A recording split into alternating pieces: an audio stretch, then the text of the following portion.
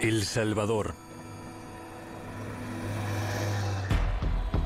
La pobreza y la exclusión social llevan décadas alimentando a algunos de los más crueles grupos criminales con jóvenes que simplemente carecen de todo y han perdido la fe en el futuro. A esos muchachos que andan buscando sentirse parte de algo, las maras les brindan una oportunidad que habrán de pagar con sufrimiento y sangre. Los tatuajes con los que expresan su pertenencia simbolizan el vínculo indestructible que les une a las maras. De ellas solo se sale al morir. El corresponsal de RT, Gonzalo Guancha, se ha adentrado en este violento mundo y ha palpado el miedo que se respira en las calles. Y si yo no estuviera con vosotros, con la policía, ¿qué me podría pasar? Lo más probable es que no salir vivo de aquí, es lo más probable.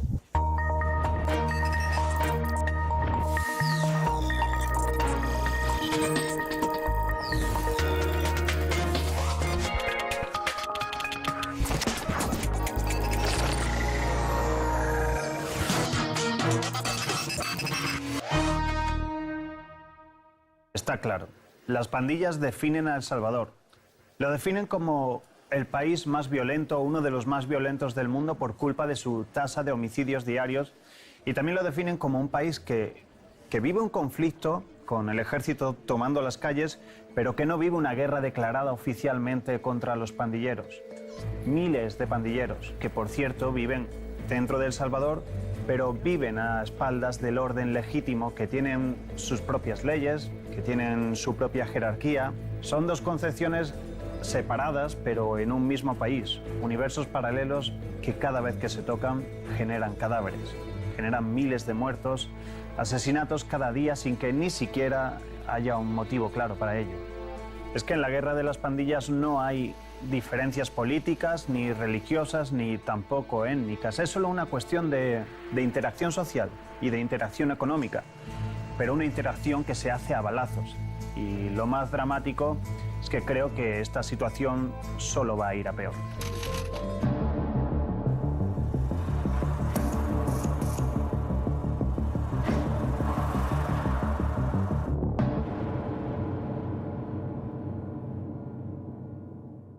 Y allí podemos leer ver, oír, callar. Ver, oír y callar, así es. Es la manera de intimidar a todos los habitantes de esta colonia. Nuestra premisa era que El Salvador es el país más violento del mundo sin tener una guerra declarada. De hecho, 2015 fue un año trágico en Centroamérica y en especial en El Salvador. Hubo 6.640 asesinatos. Queremos comprender por qué. Y lo primero que pudimos observar fue un país inmerso en una rutina marcada por el miedo. En San Salvador vimos, por ejemplo, que existe una especie de toque de queda no declarado cuando anochece. Hay también fronteras que son infranqueables dentro de la propia ciudad y lo que hay, sobre todo, son armas por todos lados y un enorme despliegue de fuerzas del Estado. Ya saben, por ejemplo, que nosotros estamos aquí. Saben que posiblemente ya saben que patrulla está aquí. Que patrulla entró. Ya están alertados ellos. Estamos entrando a la colonia 22 de abril, donde te decía, ha sido uno de los lugares donde se han proliferado las pandillas, sobre todo uno de los bandos más fuertes de estos grupos criminales, que es la MS-13. La pandilla dice: aquí estamos nosotros, aquí está la gran familia, aquí no puede entrar nadie más, ni un extraño, aunque sea familiar de los que ya residen aquí, no puede entrar nadie sin el consentimiento de la pandilla. Aquí vemos como los grafitis no solo sirven para delimitar la región de influencia MTMS, Mara Salvatrucha, sino que también rinden homenaje a los palabreros, a los jefes de cada clica que han perdido la vida. El pandillero que ya está bien metido, que ha caminado ya mucho con la pandilla, considera que incluso la vida de su misma madre puede puede estar a un lado, no es para él prioridad. De hecho, en una ocasión nosotros entrevistamos a un pandillero con su mamá y le dijo él en su propia cara, así como siempre, podía matarla hasta ella, le dijo el pandillero. O sea, ya estaba metido en lo que andaba, y si algún día la pandilla le decía que tenía que asesinar a su propia madre, lo haría. Lo más llamativo para mí fue el sentido de lealtad que inspira la pandilla entre sus propios miembros, que está incluso por encima del que muestran hacia sus seres queridos. La pregunta que te haces entonces es: ¿qué provoca que miles de jóvenes decidan renunciar a la sociedad, decidan convertirse en terroristas y decir adiós hasta a sus propias familias? La respuesta es que la Mara, la pandilla, les proporciona precisamente lo mismo que la sociedad les niega. Les da un respaldo, también les da un objetivo que a fin de cuentas les hace sentirse útiles. Yo entré por las pobrezas pues, que había en mi familia. Y como siempre, desde pequeño fui un poquito pícaro, tipo la oveja negra. Pues. Y el apoyo que no sentía con mi familia lo comencé a sentir en la pandilla. Porque ahí me comenzaron a decir que eran mi familia, me compraban ropa, me compraban zapatos. Todo lo que no me daban ellos, mi familia, pues me lo dieron ellos. Y ahí es donde comencé a sentir apoyo, pues. La clica es la Mara. Es el grupo que nosotros tenemos adentro de la colonia. Allí tengo mi clica, mi barrio, donde yo nací. Ahí crecí, me hice de la pandilla 18. Y las pandillas pues tienen un origen, y tienen justamente un origen en la marginación, en la desigualdad, en la pobreza. Son los sectores populares de El Salvador, que le llamamos así, o sea, los sectores más olvidados históricamente en el país. Es ahí donde surgen los grupos de pandillas. La pobreza, la no atención de parte del Estado, de la población en sus necesidades más básicas.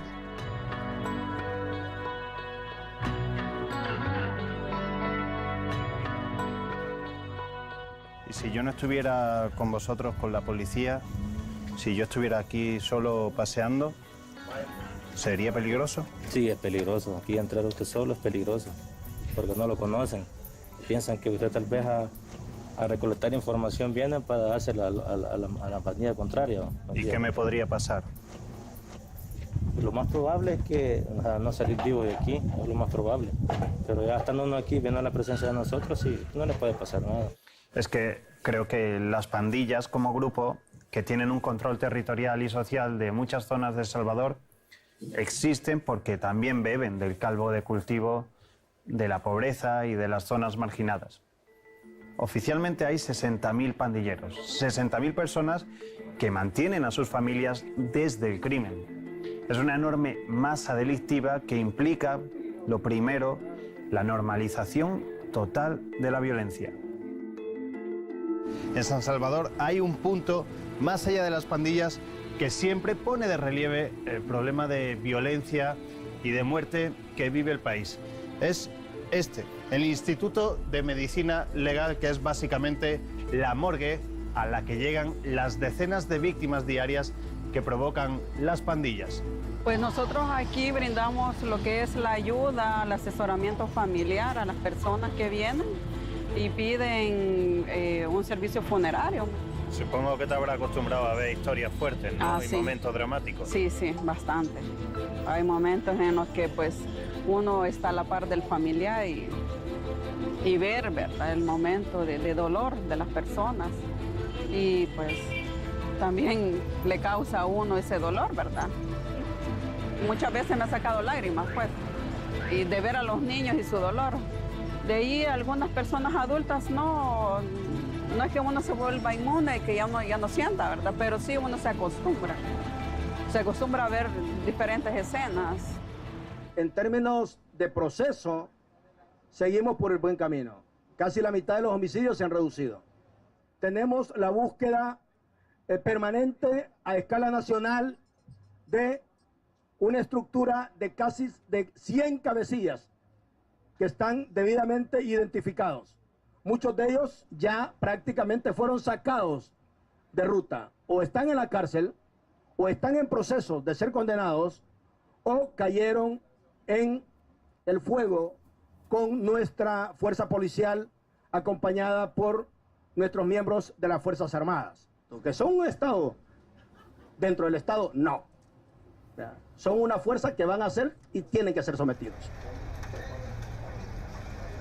Se politiza la lucha contra las pandillas. Si hubiese un compromiso real del combate a la criminalidad, los resultados fueran muy diferentes, porque muchas veces como medios asistimos a eventos donde se habla que se está disminuyendo los homicidios, pero realmente cuando nosotros salimos nos damos cuenta de una realidad muy diferente. Eso se genera en la psicología de la población una especie de odio, resentimiento hacia aquel que siempre le va a parecer sospechoso. Va a estar deseando no justicia y la aplicación real de la justicia, sino que estará esperando una especie de venganza. Ellas, como salvadoreñas y también como periodistas, conviven con las cifras, conviven con la muerte cada día. Y la información rutinaria sobre pandillas sí que acaba creando una terminología específica, un lenguaje y una realidad, a fin de cuentas, una realidad de guerra. En un país en el que, por cierto, siguen estando abiertas las heridas del conflicto de los años 80. Una guerra en la que, recordemos, el ejército estaba subvencionado por los Estados Unidos en plena Guerra Fría y luchó contra la guerrilla de izquierdas durante 12 años, dejando un saldo oficial de 75.000 muertos. Pero hoy, El Salvador ha llegado a superar el promedio de muertes diarias en comparación con esa guerra civil.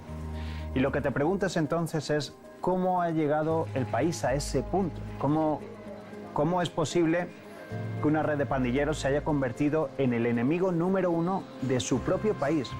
Si miramos la historia reciente, entendemos que tanto la guerrilla de los 80 y la violencia de hoy son reacciones a la injusticia y a la pobreza. Claro que no se trata de justificar a las pandillas, que son básicamente criminales y asesinos, pero sí que se trata de entender por qué la violencia es la vía de expresión para los que nacen pobres y privados de casi todo. Y es que en El Salvador, por ejemplo, 6 de cada 10 hogares, dice la estadística, son pobres. Y me estoy refiriendo a servicios básicos, me refiero al suministro de agua, al saneamiento o a la electricidad, que son privativos para gran parte de la población en una sociedad muy desigual. Tan desigual que está no solo dividida, sino que está también rota.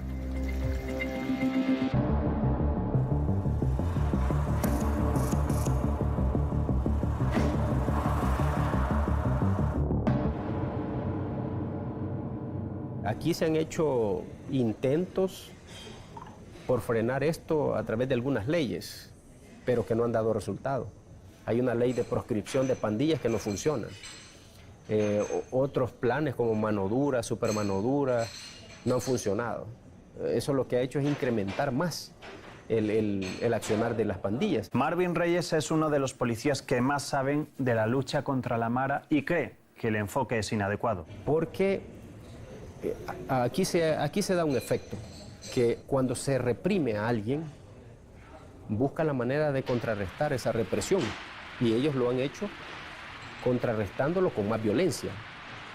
O sea, la violencia quieren combatirla con violencia y eso no funciona en ninguna parte del mundo. Es que las pandillas no son solo un grupo delincuente. Surgen con el fin de la Guerra Civil en 1992. Fue entonces cuando desde Estados Unidos se decidió deportar a El Salvador a 4.000 pandilleros activos del sur de California. Esos 4.000 de entonces son el germen de la estructura actual y la red a día de hoy sigue retroalimentándose desde Estados Unidos con todo el triángulo de la muerte que, como sabemos, es Guatemala, es Honduras y El Salvador. ¿Cómo ganáis ese dinero en los territorios de la 18? ¿Qué se hace? Pues 1, robando. 2, poniendo renta. 3, por medio de droga. Arma. ¿Se extorsiona? Extorsión. Llegamos a contabilizar hasta 18 millones anuales que recolectaban de la industria del transporte las bandas de criminales. La vivimos en carne propia. La propia empresa nuestra perdimos alrededor de 25 empleados por amenazas a que la empresa en aquel momento contaba con 120 unidades, pagase una cantidad de $10 por cada unidad diaria. Y por supuesto fuimos perseguidos, perdimos obreros, quema de unidades. Así que las maras son hoy una macroestructura que adopta características de otras redes criminales o terroristas, por ejemplo la extorsión de la mafia italiana, la jerarquía de los yakuza de Japón, el sentimiento de lealtad también de los yihadistas, pero sobre todo suponen un supernegocio que roban 800 millones de dólares al año y eso le viene a suponer al país un 18% de su PIB. En la calle esto se traduce en extorsiones, en robos y en violencia y sobre todo en vivir en un chantaje que en última instancia te puede matar. Llevaba pistola. Solo íbamos dos, iba el motorista y yo. Pero el motorista siempre está afuera esperando con el carro ya encendido. Solo yo tenía que entrar, ir a hacer lo que tenía que hacer, salir e irme. Fue una experiencia como primera vez, fue nervioso ir a hacer algo así, ¿me entiendes? Porque quitarle la vida a alguien, ahora lo mira uno distinto, pero en aquel tiempo uno lo mira como deporte. Una incursión. Ajá, por eso a mí nunca me han hecho los tatuajes. ¿Por qué? Porque ellos sabían que yo me podía meter en cualquier territorio. ¿Por qué? Ellos me levantan la camisa y yo no tengo nada.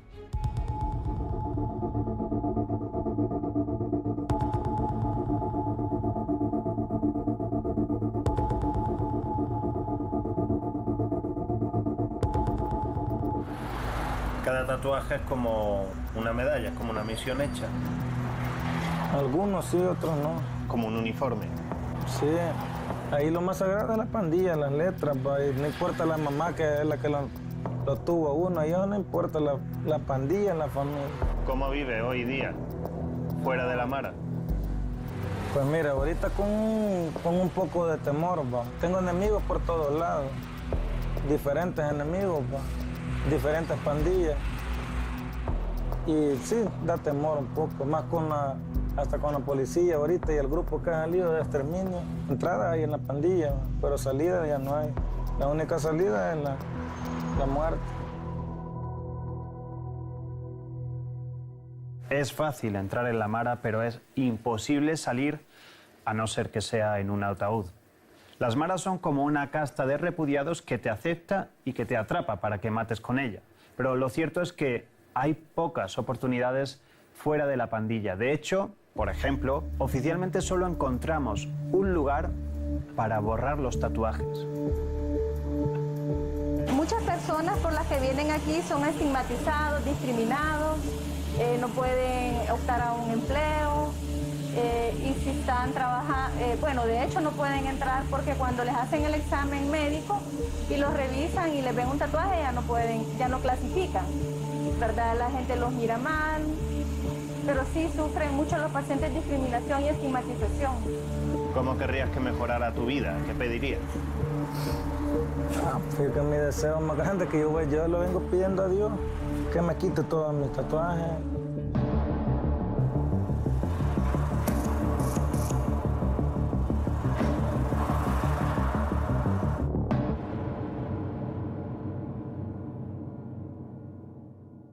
Al principio del programa les decía que me temo que la cosa va a ir a peor y hay un motivo claro. Las pandillas son un enemigo formidable y lo serán más aún. Las principales agrupaciones, que son la Mara Salvatrucha y Barrio 18, con sus dos facciones, sureños y revolucionarios, han anunciado una tregua entre ellas.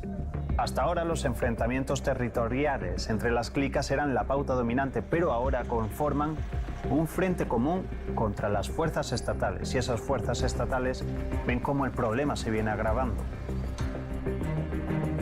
¿Cuál es la pandilla más temida para la policía?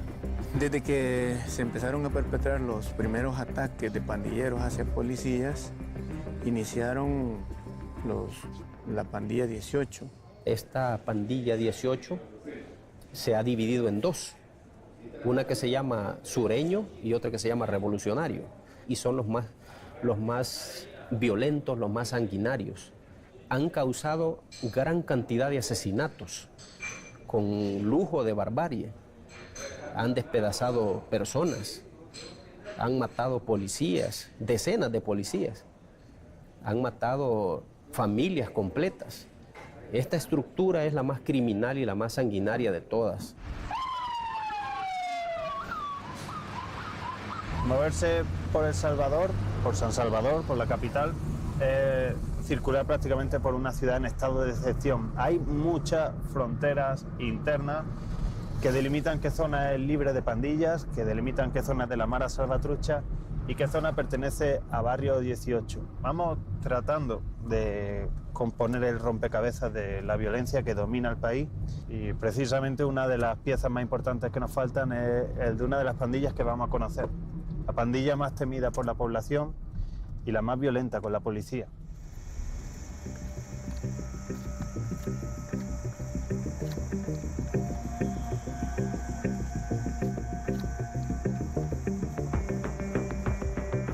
Podría llamársele una guerra no convencional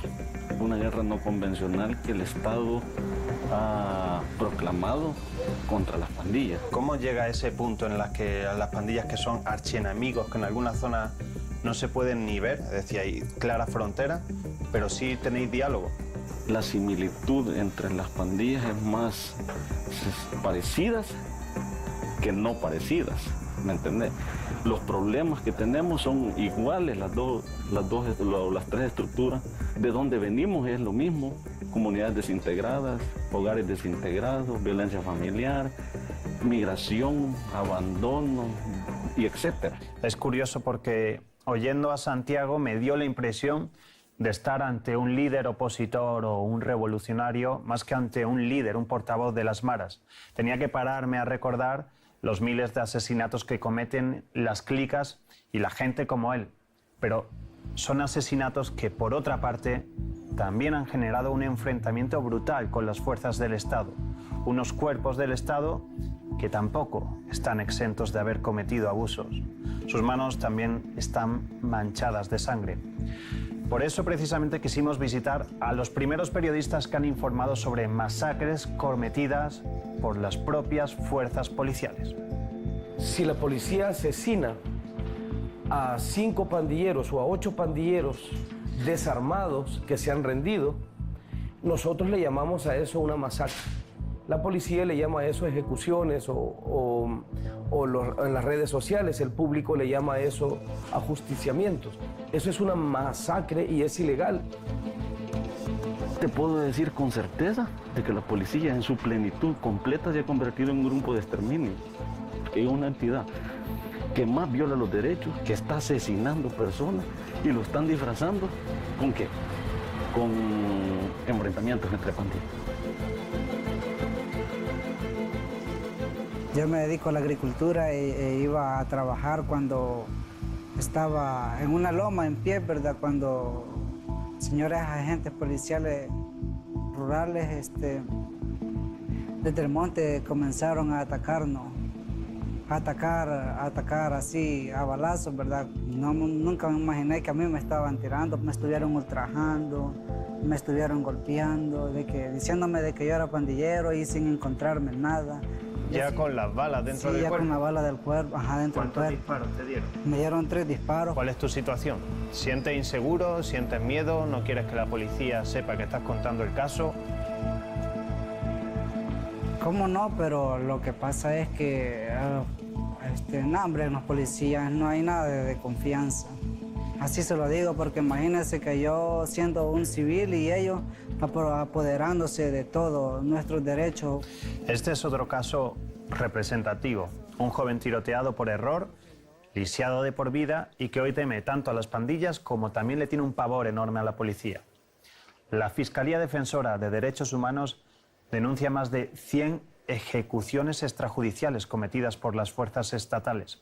La sociedad civil vive en medio de una guerra que, además de ataúdes, entierra las pocas garantías que hay hoy día de aplicar los derechos humanos en El Salvador. De hecho, por ejemplo, no hemos hablado con más víctimas de violencia, no solo por lo doloroso que les pueda resultar, sino por su propia seguridad, la seguridad de los entrevistados. La pregunta que nos hacemos llegados a este punto es ¿cómo maneja el poder político esta situación? Es que somos sujetos políticos. Lo único que hasta el día de ahora hemos sido utilizados políticamente. Somos un discurso para ser presidentes, diputados y alcaldes. Por supuesto, la violencia tiene un uso político fantástico. Una vez que creas un enemigo común y una vez que tenés la posibilidad de asustar a una comunidad completa, como hoy lo hace Trump en Estados Unidos, con un fenómeno, detrás de esa cortina podés robar, detrás de esa cortina podés hacer negocios ilícitos, detrás de esa cortina podés lavar dinero que has robado a las arcas del Estado, detrás de esas cortinas podés albergar negocios que no tendrían lugar de existir si en lugar de hacer carpetas publicitarias hubieras hecho tu trabajo. ¿El resultado cuál es? Un enfrentamiento del pueblo contra el pueblo. ¿El policía quién es? El policía es una persona uniformada que proviene del pueblo salvadoreño. ¿Y el criminal o el pandillero quién es? Una persona pobre que no tuvo oportunidades, decidió meterse ahí y ahora están enfrentados en una guerra. Estamos en la comunidad 22 de abril. Hoy es domingo por la mañana y estamos asistiendo a una escena muy sintomática de El Salvador. Un jardín de infancia, un campo de fútbol totalmente vacíos justo cuando debían estar más frecuentados. Es el reflejo de una sociedad, la salvadoreña, coaccionada por el miedo a la violencia. ¿Qué tendría que hacer yo para entrar a esa guerra? Primero, necesito más territorio. Segundo, necesito más soldados. Y tercero, necesito más armas. Y ninguna de estas tres cosas las regalan. Hay que comprarlas. Para comprarlas necesito dinero. Y el dinero no lo tengo. El dinero tendría que venir ¿de dónde? Del pueblo, de empresas. Más extorsión, más secuestro, más robos, etcétera, etcétera, etcétera. Cosas que produzcan dinero. ¿A quién termino jodiendo? Al propio Salvador. Al propio pueblo, a la misma sociedad que ya está cansada. Ninguna de las personas con las que hemos hablado nos ofrece esperanza alguna de cara al futuro. Las pandillas están totalmente asentadas en la sociedad en detrimento de un gobierno que está ausente en esas colonias. Y el dinero fluye, tanto para la extorsión de las maras como para los negocios privados de seguridad. Pero sobre todo está el miedo. El miedo continúa condicionándolo todo. Y eso teniendo en cuenta las posturas de cada bando y la realidad social, me temo que va a seguir siendo así durante mucho tiempo.